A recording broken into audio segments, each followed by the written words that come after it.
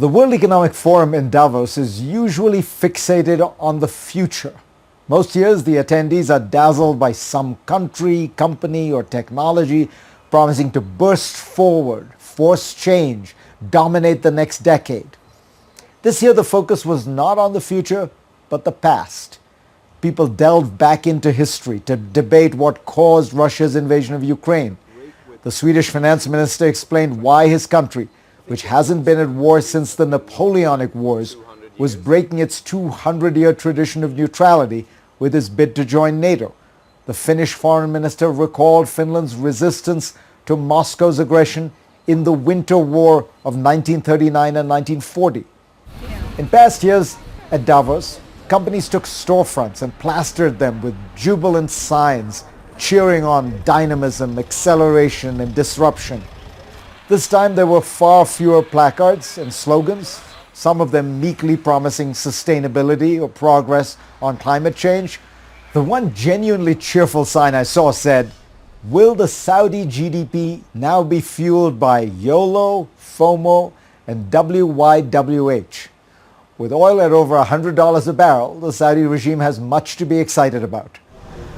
The storefront that dominated attention was one that used to be booked for years by Russians who hosted lavish cocktail parties and caviar tastings there with the country's moneyed elite.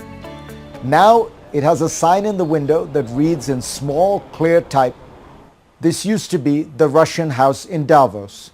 Now it's the Russian war crimes house in Davos." Sponsored by the Ukrainian businessman Viktor Pinchuk, the rooms are filled with striking images and stories of Russia's barbaric actions in its campaign against Ukraine. Ukraine dominated Davos this year, and most people I spoke to were quite unsure how this war would end.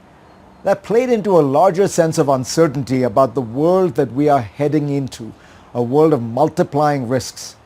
Tharman Shanmugaratnam, Singapore's senior minister, said to me, "We know the risks that are out there are large. They're not about black swan events coming out of the blue. A pandemic was predicted. Russia's invasion was a known possibility. Another pandemic or more frequent climate crises, these are not just possible but likely.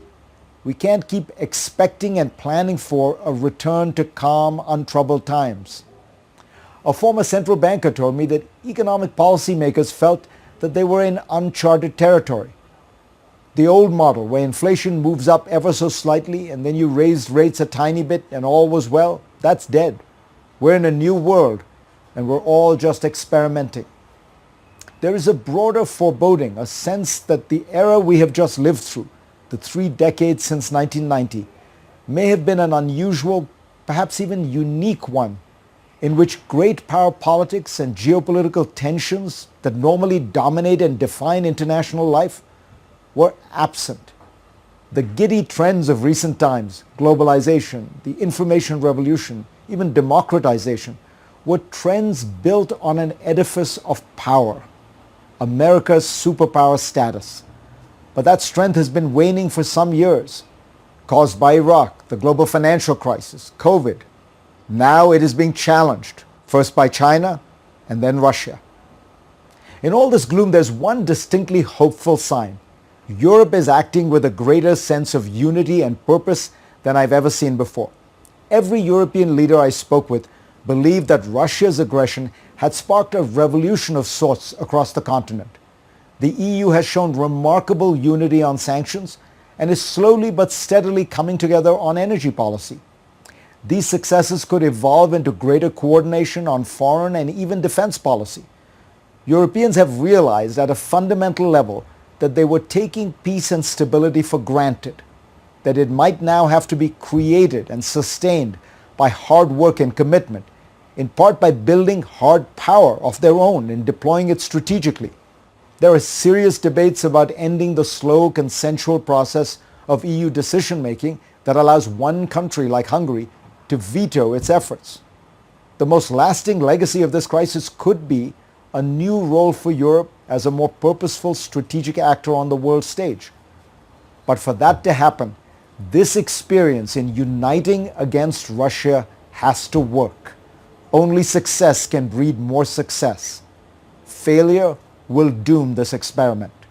The founding fathers of the European Union, like Robert Schuman and Jean Monnet, were steeped in history and determined to ensure that war did not break out again in Europe.